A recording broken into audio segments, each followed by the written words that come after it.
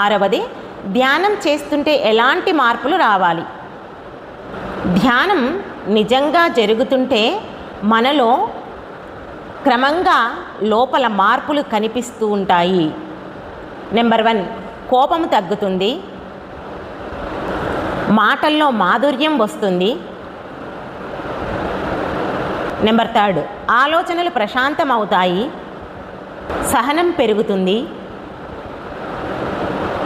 ఈర్ష అసూయ తగ్గుతుంది,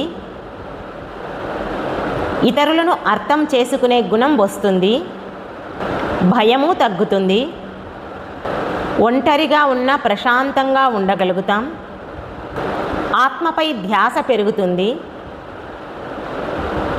చిన్న విషయాలకు బాధపడటం తగ్గుతుంది, చిన్న విషయాలకు బాధపడటం తగ్గుతుంది, ప్రేమ కరుణ పెరుగుతాయి, బయట హంగులు కాకుండా లోపల వినయం పెరగడం నిజమైన ధ్యాన లక్షణం.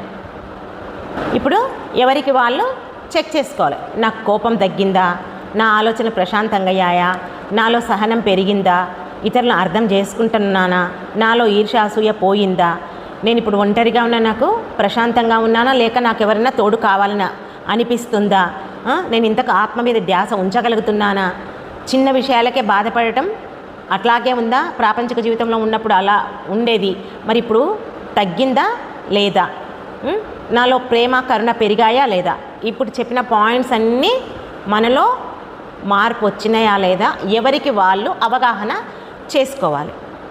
అర్థమైందా? ఎవరికి చెప్పాల్సిన అవసరం లేదు, మీకు మీరు అవగాహన చేసుకోవాలి.